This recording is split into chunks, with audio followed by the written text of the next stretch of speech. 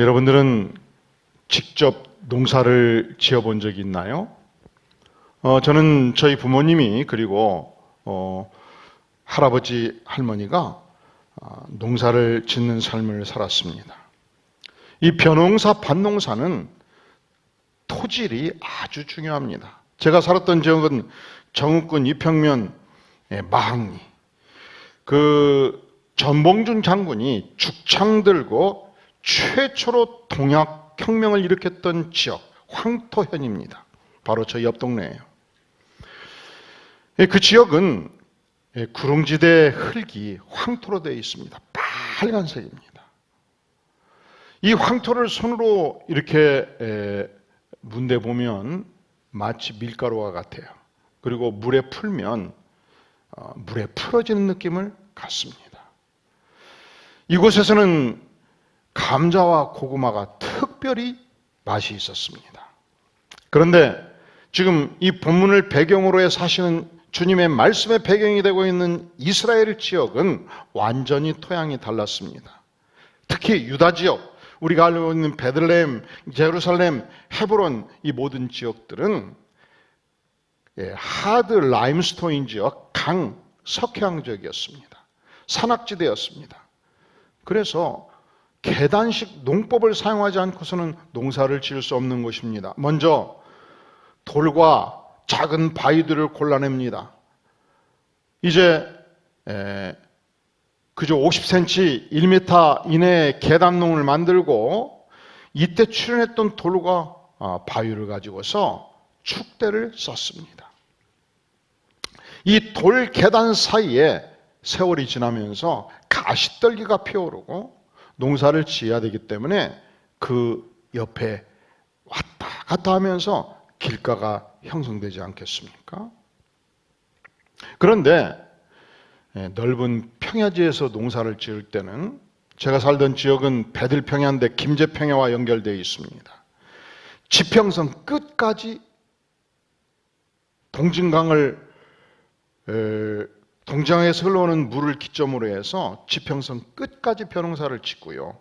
구릉지대는 황토 지역인데 밭농사를 짓고 있었습니다.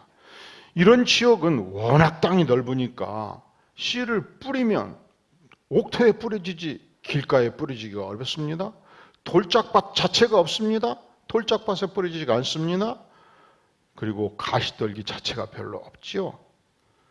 그런데 예수님이 살았던 그 시절은 완전히 달랐습니다. 여기저기 돌짝밭이었고 여기저기 가시덤불이었고 여기저기 계단식 농법의 밭들이 많았던 지역입니다. 바로 그런 지역을 배경으로 해서 주께서 오늘 말씀하십니다. 13장 3절, 예수께서 비유로 여러 가지를 그들에게 말씀하여 이르시되 씨를 뿌리는 자가 뿌리러 나가서 뿌릴새. 덜어는 어디에 떨어졌다고요? 길가에 떨어졌습니다. 그랬더니 이 씨들을 누가 와서 먹어버렸습니까? 새들이 와서 먹어버린 것입니다. 문제는 이것이 무슨 말씀인가? 제자들이 도무지 이해가 가지 않았습니다. 그리고 이 말씀을 하실 때는 단지 제자들만 듣고 있는 것이 아니었습니다. 13장 1절에 보면 우리 예수님께서 집에 나오셔가지고 어디로 가셨습니까? 그날 예수께서 집에서 나가서 어디로 갔어요? 바닷가로 갔죠. 갈릴리 호수는 수평선 끝이 안 보일 만큼 넓었기 때문에 바다라고 표현되고 있었습니다. 문제는 예수님께서 집을 나셔서 바닷가에 가셨다는 소문이 드니까 그 지역 모든 백성들이 몰려들기 시작한 거예요.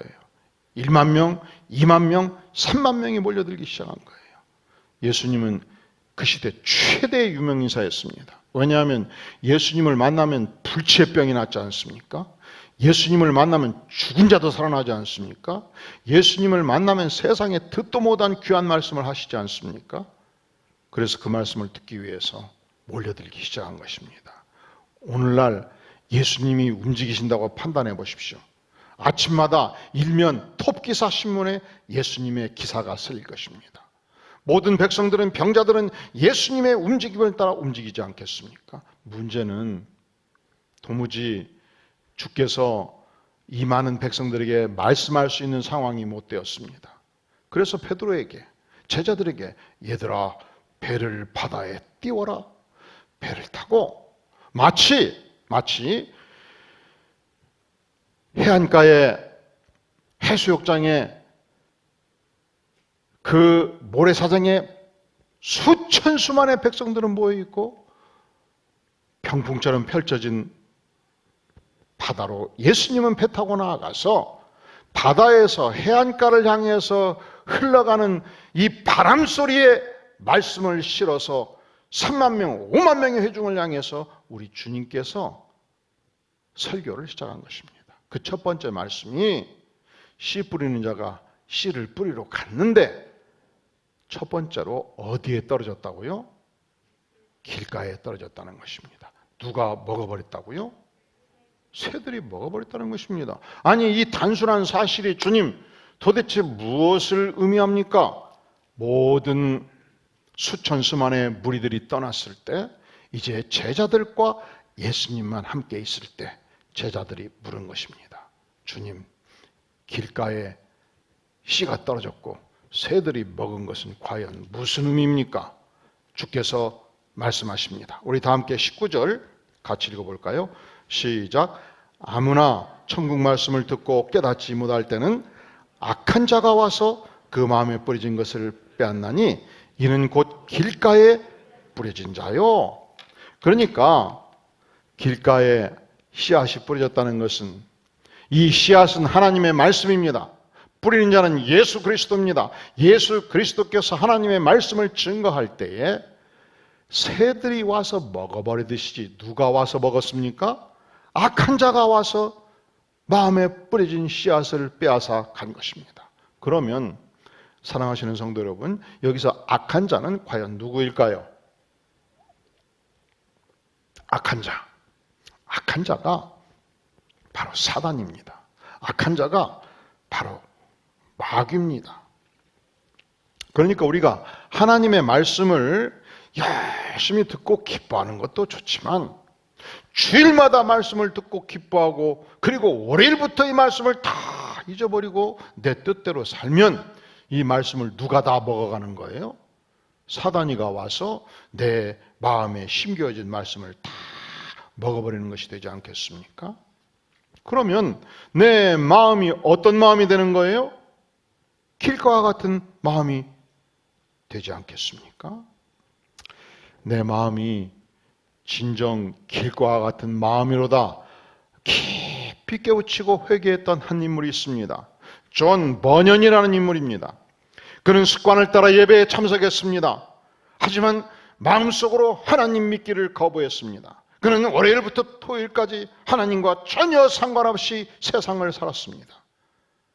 내가 교회에 오래 출석해 왔는데, 내가 이렇게 기독적인 환경에 익숙해서 살아왔는데, 나는 설교도 수백 편 들어왔는데 어쩌면 그래도 내가 하나님에 대해서 확신이 없을까? 어쩌면 그래도 내가 하나님을 잘 모를까?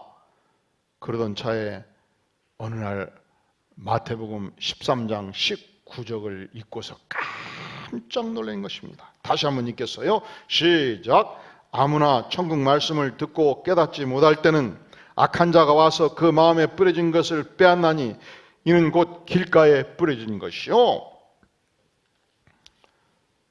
내 마음속에 떨어진 하나님의 말씀의 씨앗을 빼앗는 자가 있구나. 사단이가 내 마음에 심겨진 말씀의 씨앗을 빼앗아 가는구나. 사단이 역사한다. 사단이 나를 속인다. 내가 정신 바짝 차리지 않으면 이 저주의 상태를 결코 벗어날 수 없구나. 정신이 바짝 들었습니다. 그가 예배를 드릴 때 온 마음을 다해서 설교에 집중하기 시작을 했습니다.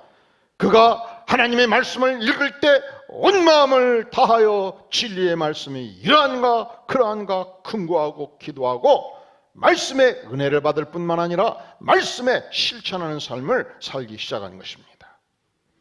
그의 인생이 바꿔졌습니다. 단지 한번 은혜 받고 끝나는 것이 아니고 은혜가 지속적으로 뿌리를 내리고 자라가서 지난 400년 개신교 역사 속에서 가장 위대한 걸작품 철로 역정이라는 작품을 베스트셀러로 우리에게 남겨준 것입니다. 우리가 지난 봄에 전교인이 철로 역정 30일 캠페인을 했지 않습니까? 첫 번째, 씨가 어디에 떨어졌다고요? 길가. 누가 먹어버렸다고요? 새가. 새가 누구라고요? 사단이가. 그러니까 우리가 예배 드리는 것도 중요하지만 예배 드리고 들은 말씀을 마귀에게 빼앗기지 아니하고 마음에 신겨워져서 이 말씀이 뿌리가 내리는 것이 훨씬 더 중요한 것입니다. 두 번째, 이 말씀의 씨앗이 어디에 뿌려졌다고요? 돌밭에, 돌짝밭에 뿌려진 것입니다. 돌짝밭에 뿌려졌다는 것은 과연 어떤 상태를 말하는가? 5절, 더러는 흙이 얕은 돌밭에 떨어짐에 흙이 깊지 아니하므로 곧 싹이 나오나 해가 돋은 후에 타서 뿌리가 없으므로 말랐고, 돌밭 위에 살짝 흙이 얹어져 있는 거예요. 그래서 씨가 떨어지니까 뿌리가 내렸죠. 뿌리가 3mm 내려가자마자 바로 돌이네. 그리고는 대낮에 9시부터 태양이 쨍쨍 떠오르니까 이파리도 마르고 뿌리도 마르고 타 죽어버렸지 않습니까? 그러면 이 돌짝밭에 떨어진 씨앗은 과연 무엇을 의미하는가? 우리 다 함께 20절, 21절 시작. 돌밭에 뿌려졌다는 것은 말씀을 듣고 즉시 기쁨으로 받되 그 속에 뿌리가 없어 잠시 견디다가 말씀으로 말미암아 환난이나 박해가 일어날 때에 곧 넘어지는 자요. 길가나 돌밭이나 떨어졌을 때 즉각 은혜 받고 즉각 깨우침은 있을 수 있어요. 근데 길가에 떨어진 것은 누가 먹어버렸다고요? 사단이가 먹어버렸죠. 돌밭에 뿌려진 것은 뿌리는 내리기 시작했지 않습니까? 근데 문제는 환난이나 박해가 일어날 때 믿음이 뿌리채 뽑혀 버렸던 현상을 주께서 말씀하십니다. 우리가 예수님을 믿고 은혜를 받으면, 그리고 가치관이 변화가 오면 반드시 핍박이 있고 박해가 있습니다. 예수 믿기 전에는 내 인생의 주인은 나라고 생각을 했습니다. 예수 믿기 전에는 세상의 가치관이 나의 가치관이었습니다. 예수 믿기 전에는 명예가 중요했고 예수 믿기 전에는 돈 버는 것을 위해서 목숨을 걸었습니다. 그런데 예수를 믿고 은혜를 받고 보니까 내 생애에서 가장 중요한 분은 예수 그리스도십니다. 그래서 예수 그리스도의 말씀에 순종하기 시작합니다. 세상이 나를 향해서 변화된 모습을 보면서 자꾸 수정을 요구해요. 아니, 그렇게 철저히 꼭 예수를 믿어야 되냐? 응? 우리 직장에서 누구 부장을 봐라. 예수 믿어도 다 할 짓 안 할 짓 다 하고 술도 먹고 이 남북국가에 살고 그리고 주일날 가서 딱 예배 한번 드리고 주여 하면 되지 않냐? 적당히 믿어라. 그렇게 믿으면 누가 밥을 주냐? 누가 돈을 주냐?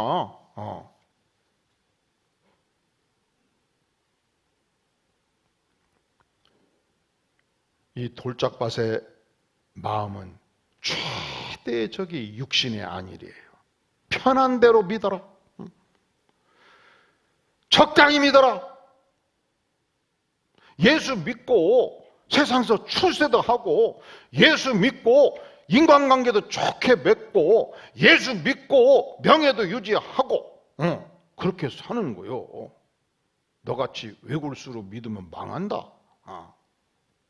그런데 우리가 예수님을 믿으면 피할 수 없는 것이, 예수 믿기 전까지는 내 인생의 주인은 나였습니다. 예수 믿고 나면 예수님께서 나 같은 죄인도 구원해 주셨으니 그 은혜가 커서 내 인생의 주인이 예수님으로 바꿔지는 것입니다. 지금까지는 나의 유익을 가장 중요하게 생각했습니다. 예수 믿고 나서는 예수님의 유익을 이제 중요하게 생각을 합니다. 그러면 세상이 나를 이해하지 못하고 세상이 나를 뒤집고 세상이 나를 핍박하지 않겠습니까? 코로나 시대에 얼마나 사랑하시는 성도 여러분 고생이 많으셨습니까? 그동안 이 언론이 국가적 통계가 왜곡이 많았습니다. 21년도 여름 국가총리는 교회 예배를 통해서 확진자가 50%가 나왔다고 하니까 그냥 언론이 대서특필해가지고 여러분 출근할 때 얼마나 어려웠습니까? 김 부장 교회 가지 말라고 너 어제 갔지? 그러면 갔는데 안 갔다고 올 수도 없고 갔다고 올 수도 없고 뭐라고 말해도 혼나는 거예요 그냥. 응? 안 갔다고 하면 내가 하나님 앞에 혼나고 갔다고 그러면 그냥 응? 당신 말이야 당신 때문에 확진자 나오면 당신 집에 가서 애기 봐야 돼. 나올 생각하지 마라. 거짓말이에요. 교회를 통해서 확진자가 1.8%가 남은 것입니다. 하도 예배자유연대가 도대체 질병관리본부를 향해서 교회를 통해서 예배를 통해서 확진자가 몇 %가 정확히 밝히라 1년을 요구했는데 밝히지 않다가 21년도 2월 10일자 발표하기를 예배를 통해서는 코로나 전파자가 거의 없었다고 발표를 했어요. 공식적으로. 근데 교회에서 왜 자꾸 나오냐. 여러분 코로나는 그냥 어떻게 능력이 좋든지 어디든지 가요. 전철도 가고 마트도 가고 이 교회 안에도 들어와요. 누가 그걸 막습니까? 들어오는 걸 어떡합니까? 무증상으로 오는 건데. 근데 이제 식사를 하면 마스크를 벗잖아요.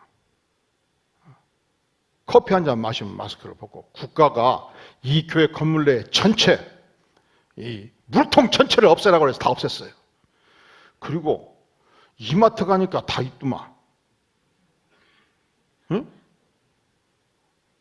물통 다 없애라고 해서 다 없앴어. 우리 교회는 물통이 하나도 없어요. 사무실밖에 없어요. 그런데 문화센터 가니까 있더만.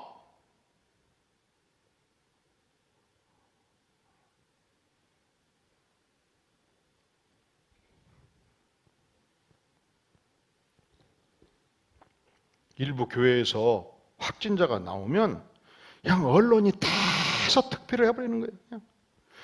또 최근에 그 오미크론인가? 그 미끄러운 코로나가 또 이거 안고 목사님이 또 한국에 들어오셔가지고 아니 기사를 썼으면 그냥 누구 썼다고 하면 될 것인데 뭐라고 그것을 또 안 밝혀가지고 욕을 뒤지게 먹으니까 제가 며칠간 엘리베이터 탈라다가 누가 탔으면 그냥 안 타버리고 계단 타고 내렸어요. 15층을. 왜 동네에서 다 내가 목사인 줄 아는데 그러니까 우리 교인들도 참 많이 어렵겠다. 얼마나 어려우셨습니까?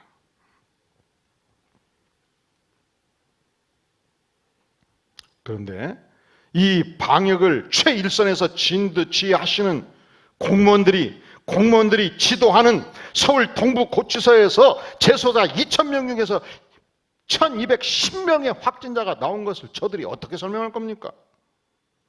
여성가족부에서 학생 행사를 진행하는데 1박 12박 하다가 참여자 중에 30%가 확진자가 나온 것을 저들이 어떻게 설명하겠습니까? 대한민국에서 육해공군이 중요합니다. 저들이 있기 때문에 우리가 밤잠을 잘 수 있는 것입니다. 해군 청해부대 문무대함함에서 부대원 301명 중에서 272명의 확진자가 나온 것을 국가 공무원들이 어떻게 설명할 것입니까? 90%가 확진자가 나왔지 않습니까? 그래도 이 종은 해군 청해부대 해산하라 요청하지 않습니다. 그래도 이 종은 전국의 구치소 폐쇄하라 요청하지 않습니다. 그래도 이 종은 여성가족부 폐지하라 요청하지 않습니다. 그런데 국가는 교회를 향해서 교회 문을 닫아라 요구하니 말이 안 되지 않습니까?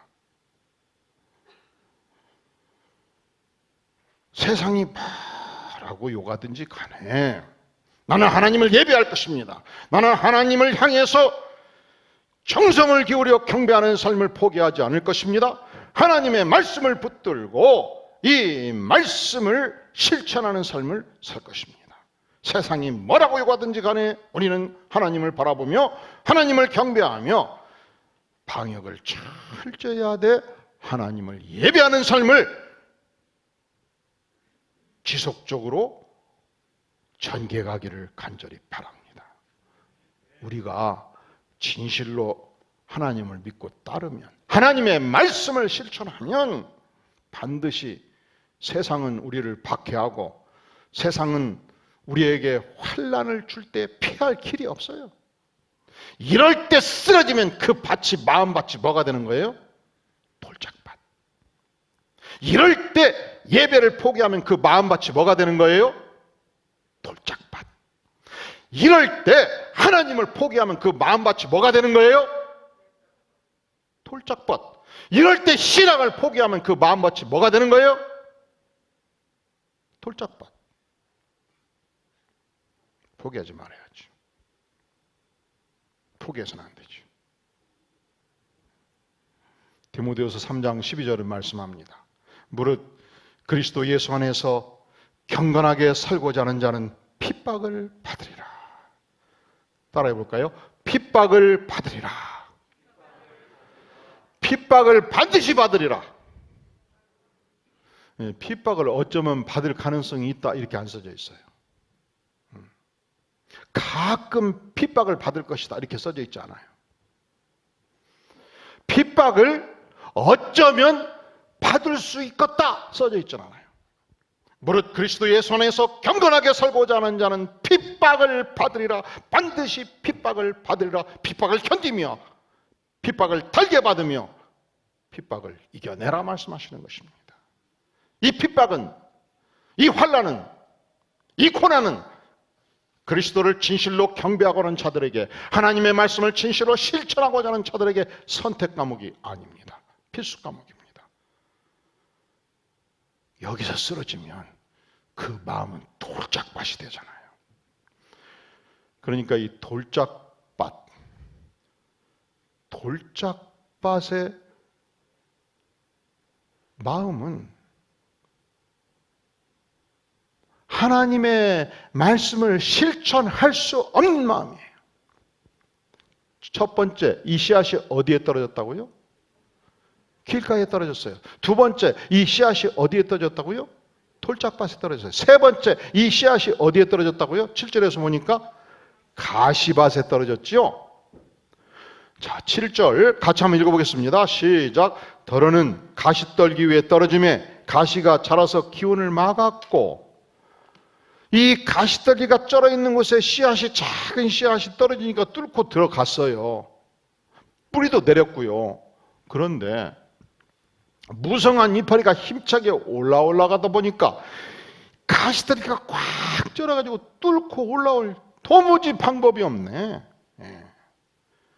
그러면 그런 상태가 주님, 과연 오늘의 세상에서 어떤 상태인지 해설하여 주셔서서 주께서 해설하십니다.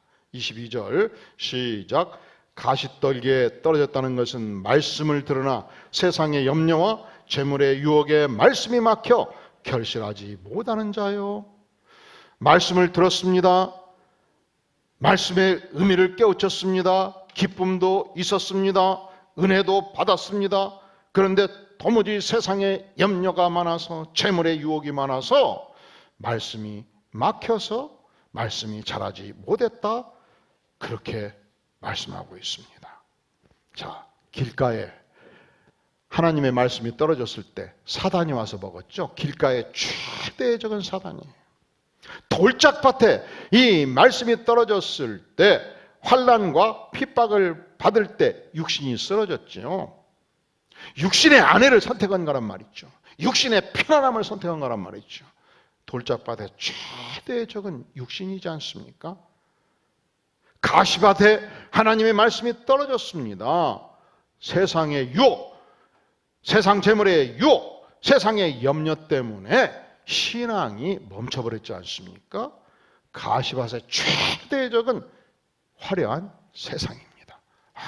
어떻게든지 화려한 세상에서 살아남고자 하면 우리의 말씀은, 우리 마음에 심겨진 말씀은 도무지 자랄 수가 없는 것입니다.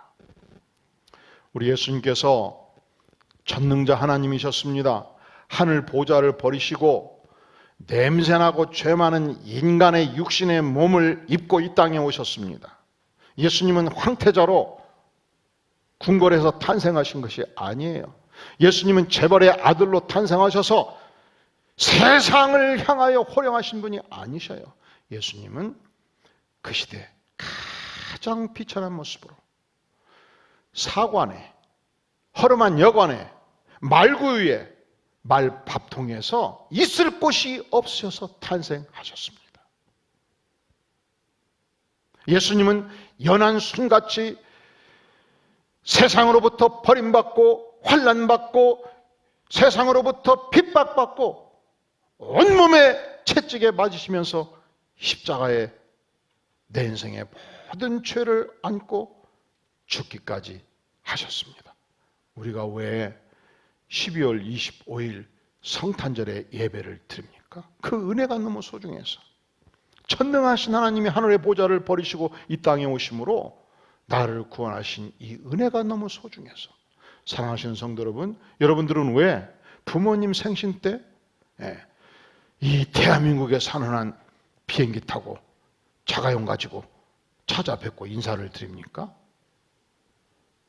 이 땅에 하나님께서 나의 부모님을 통해서 나를 이 땅에 보내셨고 어린 시절 아플 때마다 최선을 다해서 진료해 주셨고 학비해 주셨고 내 인생이 꽃피우기까지 뒷받침해 주신 이 은혜가 너무 커서 부모님의 생신 때 부모님을 찾아뵙지 않습니까?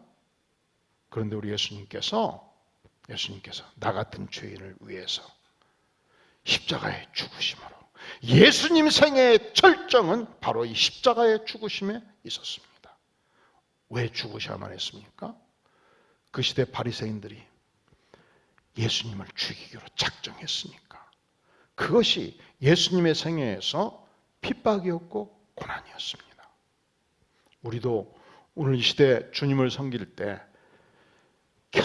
경건하게 살고자 하는 자는 반드시 핍박이 있다 하셨으니 핍박이 있을 때 쓰러지지 마시고 핍박이 있을 때 더욱 말씀에 견고히 서서 성장하는 위대한 신앙이 될 수 있기를 주의 이름으로 축원합니다. 마태복음 6장 24절을 말씀합니다. 한 사람이 두 지인을 섬기지 못할 것이니 혹 이를 미워하며 저를 사랑하거나 혹 이를 중히 여기며 저를 경히 여김이라. 너희가 하나님과 재물을 겸하여 섬기지 못하느니라. 우리가 예수님을 믿으면 믿기 전과 가장 크게 바꿔지는 것이 인생의 주인이에요. 믿기 전에는 내 인생의 주인이 나였죠. 내 인생의 운전대를 내가 쥐고 살았지요. 내 인생의 운전대를 내가 쥐었는데 인생의 불안이 끝나지 않고 혼란이 끝이지가 않아요. 왜냐하면 내가 죄인이고 내가 불완전한 인생이기 때문에. 그런데 전능하신 하나님께서 내 안에 들어오셨습니다. 전능하신 우리 예수 그리스도께서 내 안에 오셔서 인생의 운전대를 잡으셨습니다. 이상하지요? 예수님이 내 인생의 주인이 된 이로 내 안에 인생의 평화와 기쁨과 은혜를 받게 되었습니다. 그러면 오늘 이후 예수님이 내 인생의 주인이 된 만큼 언제든지 예수님 한 분이 내 인생의 운전대를 잡으셔야죠. 그래서 내가 하나님과 재물을, 하나님과 세상을 동시에 섬길 수가 없는 것입니다. 따라해 볼까요? 너희가 하나님과 재물을 겸하여 섬기지 못하느니라. 할렐루야. 씨가 네 가지 땅에 떨어진 거예요. 첫 번째 길가에 떨어졌습니다. 누가 주워 먹었어요? 사단이가. 그러니까 길가의 마음이 갖는 최대의 적은 사단이에요. 두 번째, 이 씨앗이 돌짝밭에 떨어졌습니다. 이 돌짝밭에 떨어지니까 환난과 핍박이 오면 육신이 무너져 버리는 거예요. 육신의 평안이 중요하고 육신의 안일이 중요한 거예요. 돌짝밭의 최대의 적은 뭐예요? 육신의 안일이지요. 이 말씀의 씨앗이 가시밭에 떨어졌습니다. 환난과 핍박이 오니까 세상의 유혹과 물질의 유혹이 오니까 무너져 버리는 거예요. 그러니까 가시밭의 최대의 적은 세상이 아니겠습니까? 마지막으로 이 말씀의 씨앗이 어디에 떨어졌습니까? 새로운 옥토에 떨어진 것입니다. 그러면 옥토에 떨어졌다는 것은 과연 무엇을 의미하는가? 자, 23절 시작. 좋은 땅에 뿌려졌다는 것은 말씀을 듣고 깨닫는 자니 결실하여 어떤 것은 100배, 어떤 것은 60배, 어떤 것은 30배가 되느니라 하시더라. 자, 좋은 땅에 뿌려진 것은 무엇을 말하느냐? 말씀을 듣고 어떤 자라고요? 깨닫는 자지요. 그래서 결실하는데 그 결실이 100배, 60배, 30배로 나타난다는 것입니다. 이 말씀이 누가복음 8장 15절에서는 이렇게 표현되고 있어요. 좋은 땅이 있다는 것은 착하고 좋은 마음으로. 어떤 마음으로? 어떤 마음으로? 착하고 좋은 마음으로. 사랑하는 성도 여러분, 인생을 사는 최대의 지혜는요, 직장에서, 사회에서, 심지어 교회에서조차 사랑하는 성도 여러분, 착하고 좋은 마음을 가지시기를 바랍니다. 두 번째, 여러분 심성이 악하고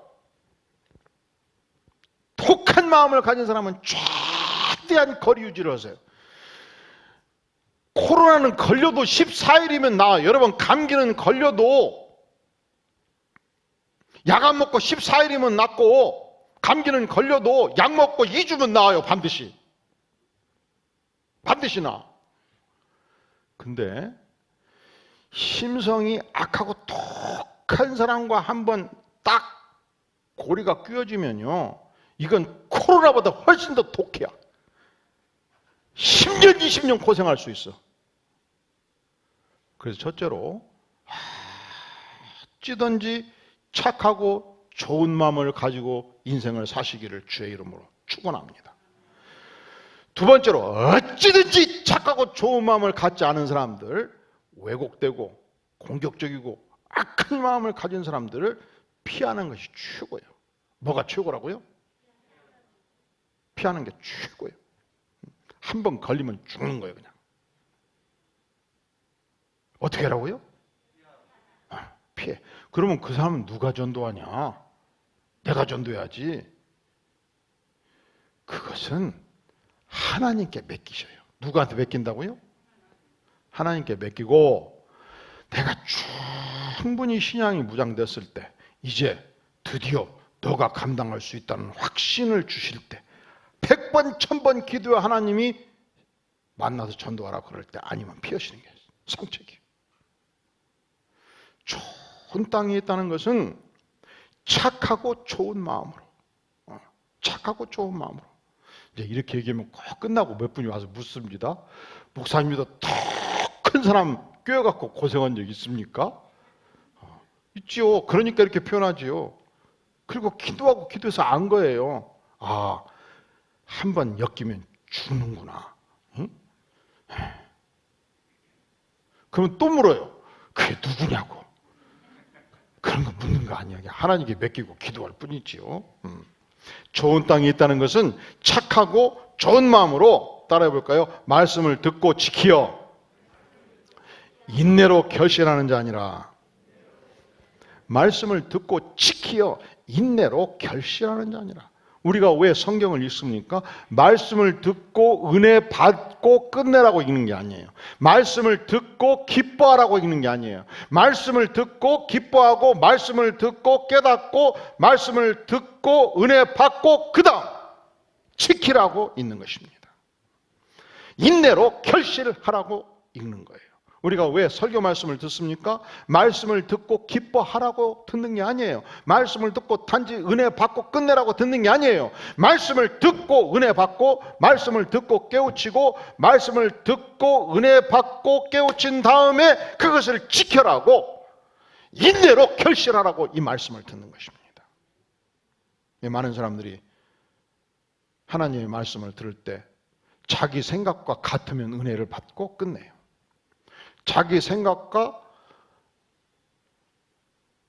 동일하게 나의 생각을 지지해 주면 기뻐하고 끝내요. 사상적으로, 정치적으로, 경제적으로, 문화적으로 자기 생각과 다른 것 같으면 무조건 거부를 해요. 여러분, 하나님의 말씀은 절대 진리의 말씀입니다. 하나님의 말씀은 정치, 경제, 사회, 문화 모든 영역을 다룹니다. 하나님의 말씀은 전 인류 영역 주권적 차원에서 다룹니다. 그러니까 하나님의 말씀이 선포될 때 그 말씀이 하나님의 온전한 뜻인가를 생각할 일이지 내 생각과 같은가 다른가, 내 사상과 같은가 다른가 비교할 가치가 없는 것입니다. 하나님의 말씀은 절대 주권의 말씀입니다. 하나님의 말씀은 정치, 경제, 사회, 문화 모든 영역을 향해서 선포합니다. 그래서 이 하나님의 말씀이 백성들의 정치적 사상과 다르다고 해서 에레미야 선지자를 죽였습니다. 이사야 선지자를 톱으로 켜서 죽였어요. 선지자는 하나님의 말씀을 증거하는 자고 선지자는 톱으로 켜을 당해도 물러서지 않고 증거하는 자입니다.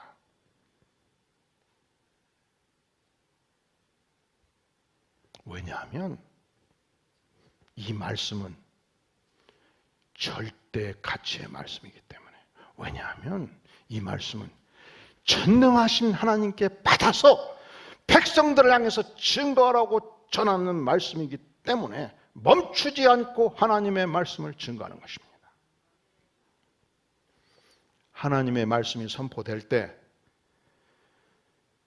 착하고 좋은 마음을 가진 옥토에 뿌려지면 이 말씀이 마음밭을 바꾸어 갑니다. 생각의 변화를 가져옵니다. 생각의 변화는 행동의 변화를 가져옵니다. 행동의 변화는 습관의 변화를 가져옵니다. 절대 적용의 능력이 나타나기 시작합니다.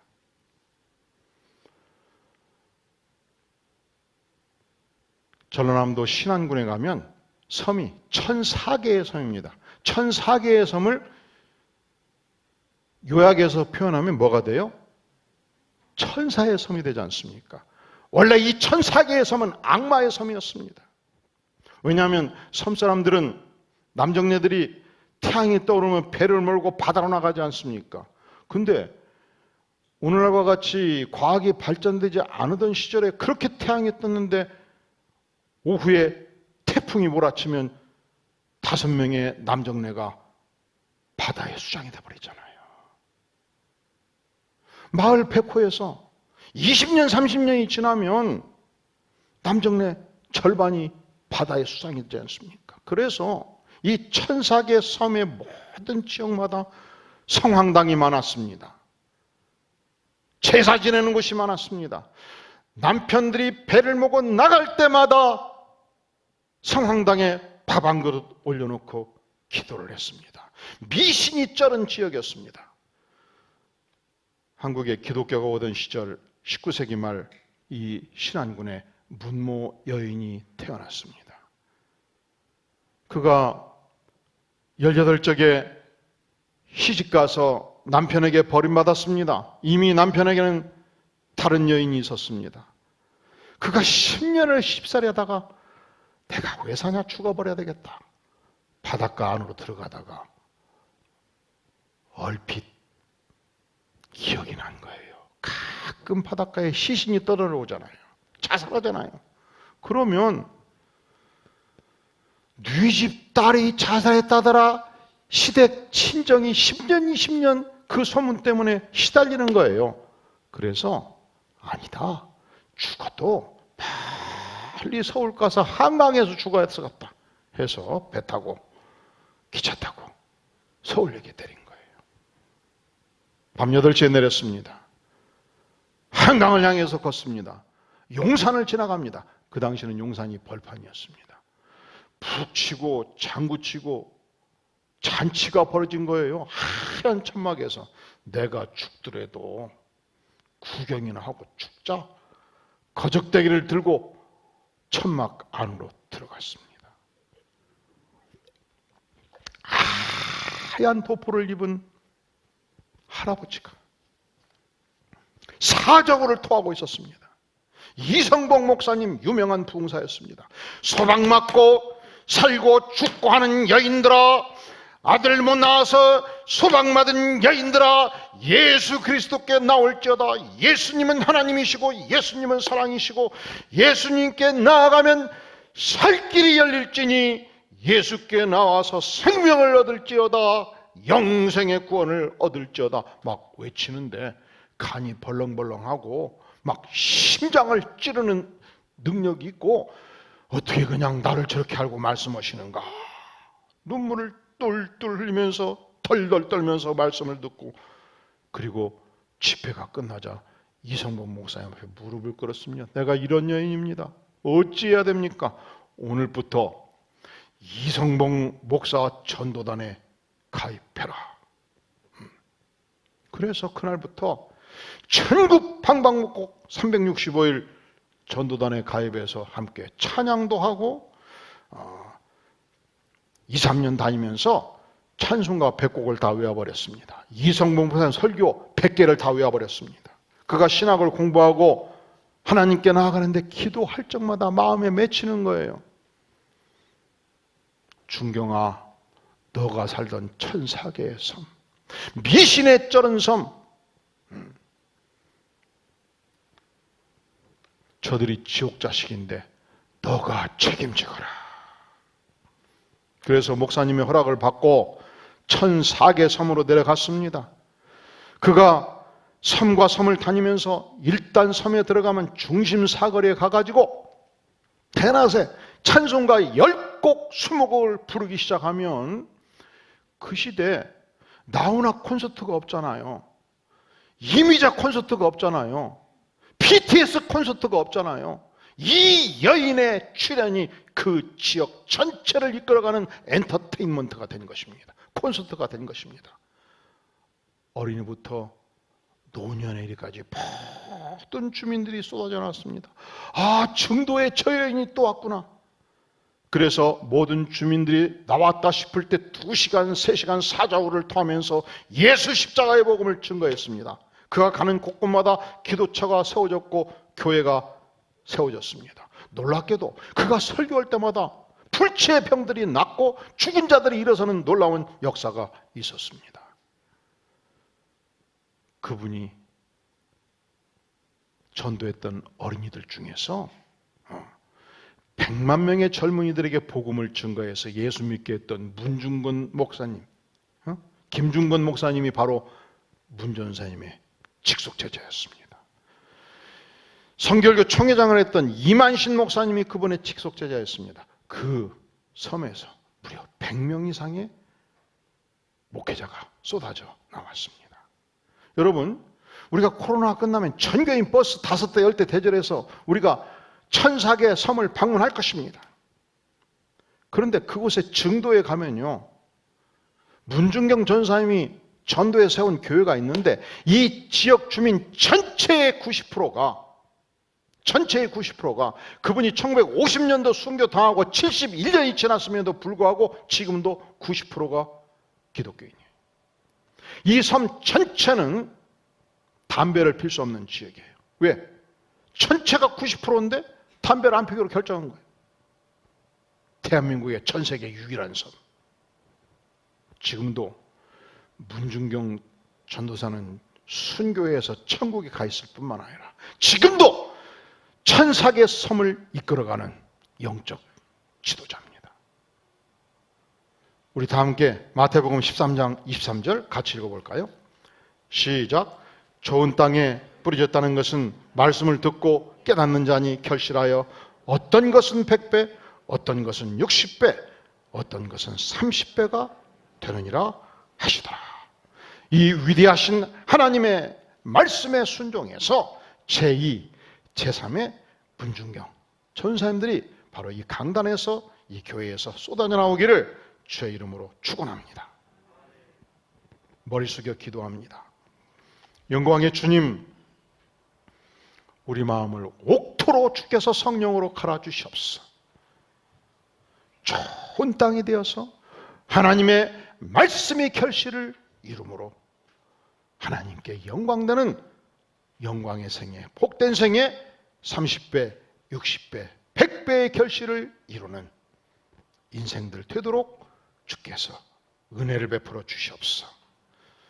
예수님의 이름으로 간절히 기도하옵나이다. 아멘.